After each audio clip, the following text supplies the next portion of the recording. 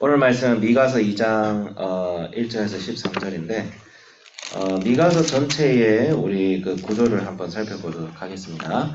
미가서는 1장부터 3절은 예루살렘과 사마리아에 있는 그것은 그 이스라엘의 중심 도시인 예루살렘과 사마리아와 그 다음에 그 시대의 사회적, 영적 지도층에 대한 심판을 먼저 얘기합니다. 그들의 부패상을 먼저 고발하는 내용이 1장에서 3장의 내용이고요. 4장부터 5장은 그들을 대신하여 하나님께서 이루실 장래의 평화를 얘기하고 있습니다. 평화와 회복을 얘기하고 있고 6장과 7장은 이스라엘 전체를 향해서 그들의 죄악을 고발하시고 그렇지만 그들 중에 남은 자들을 구원하시고 메시아를 통하여 다시 회복될 하나님의 나라를 얘기하는 게 6장과 7장입니다. 그래서 미가서는 그렇게 하나님의 공의와 정의를 먼저 얘기하고 있고 하나님께서 그 공의와 정의를 주권적으로 행하실 것이다. 이것이 중요해요. 그러니까 하나님께서는 우리에게 정의와 공의를 분명히 요구하십니다. 그리고 우리는 말씀대로 그 공의와 정의를 이 땅에서 행해야 될 의무가 있는데 근데 중요한 것은 그 공의와 정의는 우리가 열심히 하느냐 마느냐로 결정되는 것이 아니라 비록 우리가 해야 되는 것이기도 하지만 하나님께서 친히 주권적으로 행하실 일이라는 것을 나타내고 있습니다. 그 증거로 메시아가 오셔서 하나님 나라가 새롭게 임할 것이다 라는 약속이 이 미가서뿐만이 아니라 모든 구약의 선지서에 등장을 하고 있고 우리는 그것이 예수님께서 이 땅에 오셔서 십자가를 지시고 부활하시고 교회를 이루셔서 그 교회를 통해서 하나님께서 이 땅을 예전부터 2000년 전부터 지금까지 계속 새롭게 하고 있다는 것을 통해서 우리는 그것이 실현되어져 가고 있음을 우리는 경험할 수 있어요. 이 구약의 선지자들은 그것을 지금 예언하고 있습니다. 그래서 실로 예수님께서는 이 구약의 말씀이 나에 대한 것이다 라고 얘기했을 때 그것은 굉장히 포괄적인 겁니다. 굉장히 포괄적인 것이고 우리가 예수 그리스도를 믿는 삶에 있어서 조금 너무 편협하게 생각할 수 있는 게 우리 기독교의 가르침의 목표는 단순히 구원받고 천국 가는 게 아닙니다. 그거는 수단입니다. 우리가 구원받고 천국 가는 목표는 뭐냐면 이 세상이 다시 하나님의 나라가 되어지는 겁니다.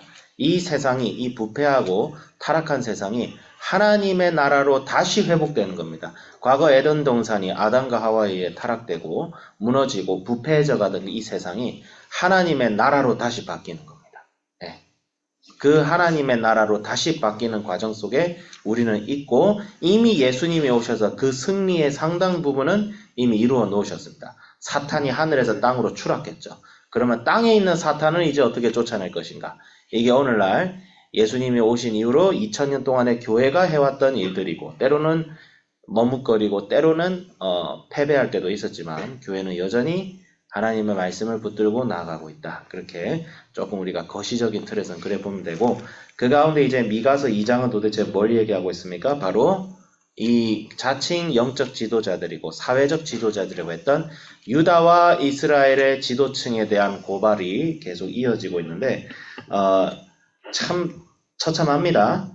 1절에서 5절은 뭐예요? 그들의 죄악과 그들에게 있을 멸망에 대해서 얘기를 하고 있는데 어떤 죄악이에요? 침상에서 죄를 꾀하며 악을 꾸미고 날이 밝으면 그 손에 힘이 있으므로 그것을 행하는 자는 화가 있을진저 하는 겁니다. 사람이 죄를 지을 때는 먼저 마음의 생각부터가 부패합니다. 예. 생각이 부패하기 때문에 그것이 행함으로 나오는 것인데 이 권력을 가진 자들의 문제는 뭐냐면 이 사람들은 마음의 악을 계획하면 그것을 행할 수 있는 권세가 있기 때문에 그것을 바로 행합니다. 예. 약한 자는 악을 행해도 조금만 그 악의 범위가 좁을 수밖에 없어요. 예, 그쵸? 악을 행하는 자가 힘이 약하면 그 악을 행할 때도 그 행함이 제한될 수밖에 없는데 권력이 있고 힘이 있고 권세가 있는 사람들은 악을 행하는 것도 그 악행이 광범위하게 미친다는 것이죠. 그들의 행위가 뭐예요? 밭들을 탐하며 빼앗고 집들을 탐하며 차지한다. 탐한다. 10계명 중에 가장 마지막 계명이 뭐예요? 남의 집과 남의 아내를 탐하지 말라. 근데 이 사람들은 10계명 전체를 어기고 있다는 거죠. 한마디로 도덕을 상실한 자들이다 라는 뜻이죠. 도덕을 상실했다. 도덕을 상실했다는 뜻은 하나님 예수 그리스도를 믿는 믿음으로 말미암아 반드시 있어야 될 그 삶의 도덕적이고 영적인 모습이 혹은 그런 변화가 혹은 그런 갈망이 보이지 않는다는 것이죠. 그러므로 3절은 뭐예요? 내가 이 족속에 재앙을 계획한다. 너희 목이 이에서 벗어나지 못할 것이요 또한 교만하게 다니지 못할 것이요 이는 재앙의 때임이라. 그리고 4절 그때 너희를 조롱하는 신은 지으며 슬픈 노래를 불러 이르기를 우리가 온전히 망하게 되었도다. 그러니까 이 자들에게 하나님께서 큰 심판을 지금 계획하고 계시는 거죠. 왜 심판하시는 거죠? 하나님은 공의로우시고 정의로우시기 때문이죠. 하나님께서는 절대로 악을 그냥 돌아보지 않으십니다. 절대 그런 분이 아니세요. 그런데 6절은 이 심판 앞에 이 지도층이 이 심판을 들으면 두렵고 떨어야 마땅한데 6절에 뭐라고 돼 있어요? 그들이 말하기를 너희는 예언하지 말라. 이것은 예언할 것이 아니도다. 욕하는 말을 그치지 아니한다 하는도다. 그러니까 야 왜 이렇게 세게 얘기하냐? 너 왜 이렇게 험하게 극단적으로 얘기하냐? 좀 살살 얘기해라. 뭐 살살 얘기해라 이러면 애교인데 아예 얘기하지 말래요. 듣고 싶지 않대요. 예. 너희 야곱의 족속아 어찌 이르기를 여호와의 영이 성급하시다 하겠느냐? 하나님이 성급하대요. 우리 하나님 왜 이렇게 성급하십니까? 왜 이렇게 세게 얘기합니까? 제발 우리 하나님 T입니까? 뭐 T라고 자꾸 이렇게 지가 잘못해놓고 그렇게 얘기하죠. 내 백성이 원수같이 일어나서 전쟁을 피하며 평안히 지나가는 자들의 의복에서 겉옷을 벗기며 가난한 자들에게는 겉옷이 전 재산인데 겉옷도 뺐습니다. 9절 내 백성의 부녀들을 그들의 즐거운 집에서 쫓아내고 그들의 어린 자녀에게서 나의 영광을 영원히 빼앗는도다. 이 당시에 이런 관습이 있어요. 이 당시에는 세금을 못 내면 자기 부녀를 팔아서라도 돈을 마련해서 세금을 내게 했어요. 옛날에는 세금을 못 내면 빚을 져서라도 세금을 내게 하고 빚을 못 갚잖아요. 그럼 자기도 노예로 팔리고 자기 딸과 자기 아내도 노예로 팔았어야 했어요. 일단 밥부터 팔리죠. 고리대금은 물리죠. 이런 간악하고 악한 풍습이 옛날부터 있었던 건데 최소한 우리 이스라엘 백성들은 좀 달랐어야 되는데 나중에 타락하고 나니까 바알 제도를 들여오니까 그대로 됐죠. 세속화의 길을 걷고 있습니다. 10절 이것은 너희가 쉴 곳이 아니니 일어나 떠날지어다. 이는 그것이 이미 더러워졌습니다. 그런즉 반드시 멸망하니 그 멸망이 크리라. 이렇게 얘기합니다. 그래서 반드시 이런 자들을 하나님께서 심판하십니다. 그런데 11절에 사람이 만일 허망히 행하여 거짓말로 이르기를 내가 포도주와 독주에 대하여 내게 예언하리라 할 것 같으면 그 사람이 이 백성의 선지자가 되리로다. 근데 이 타락한 자들의 특징이 뭐냐면 자기 귀에 듣기 좋은 말을 하면 이 사람을 선지자로 여깁니다. 그러니까 어떤 거짓된 자가 일어나서 뭐에 대해서 얘기하면 그래 된다는 거예요? 포도주와 독주에 대해서. 이게 무슨 말이냐면 한마디로 복을 얘기하는 이게 뭐야? 기복신앙이라는 거죠. 기복신앙. 기복신앙은 뭐냐면 하나님께서 우리에게 복을 주신다는 사실을 부정하는 그것만 얘기한다고 기복신앙이 아니라 반드시 말씀과 기도와 또 하나님의 말씀에 순종함이 먼저 선포가 되어지고 그런 하나님을 따를 때 하나님께서 우리의 인생을 책임져 주신다는 것이 복을 주시는 하나님에 대한 우리의 신앙인데 그게 아니라 그냥 복만 얘기해요. 복 받기 위해서 하나님 믿으라는 거예요. 우리가 하나님을 믿는 이유는 간단합니다. 그것이 마땅하기 때문이에요. 우리는 우리가 있어야 될 자리로 돌아가야 됩니다.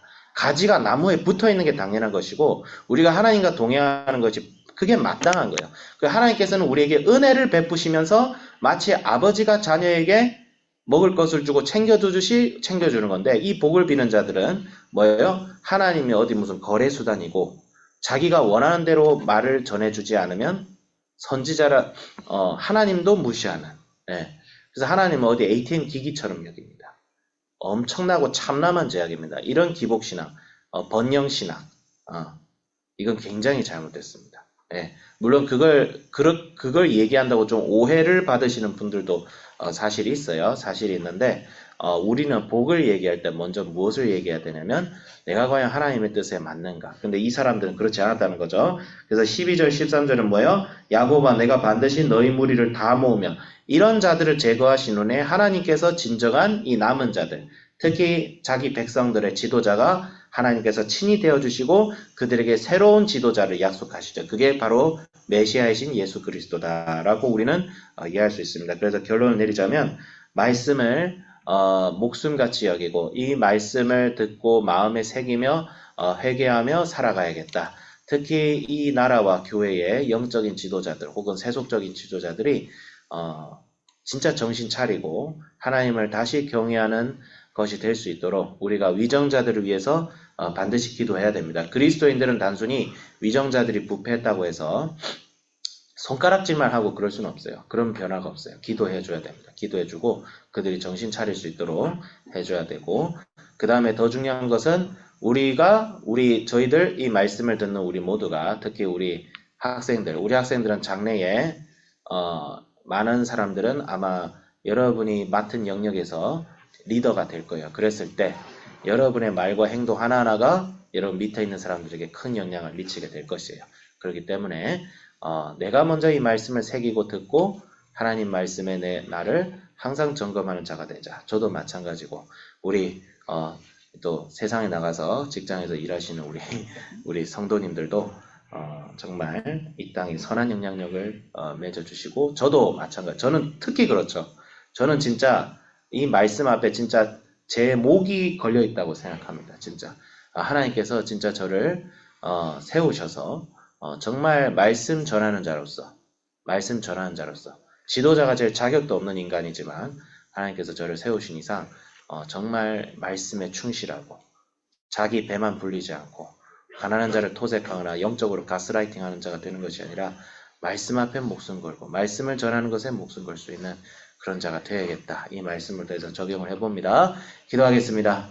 하나님 아버지 주여 감사합니다. 선지자 미가의 말씀을 우리가 묵상하며 하나님 아버지 주여 이 땅의 부패와 이 땅의 불의와 이 땅의 부도덕함이 가득한 이 세상 속에서 하나님 아버지 우리가 말씀 앞에 아버지 우리가 우리 자신을 먼저 겸비하며 이 땅에 부패하고 타락할지언정 이 땅의 지도자로 일단 세우신 하나님을 신뢰하며 이 땅의 지도자들을 위해 먼저 기도하며 하나님 아버지 나라가 새롭게 되고 무엇보다 주의 예수 그리스도의 몸된 공동체인 교회가 새롭게 되어져서 하나님 아버지 이 땅의 심판을 견디고 우리 세상을 새롭게 하는 하나님의 놀라운 자비와 놀라운 주권과 그 놀라운 역사를 경험할 수 있는 그런 저희들 되게 하여 주시옵소서. 말씀에 목숨 걸고 말씀이 우리 마음에 새겨지는 그런 놀라운 은혜를 주님 베풀어 주시옵소서. 감사드리며 우리 주 예수 그리스도의 이름으로 기도드립니다. 아멘.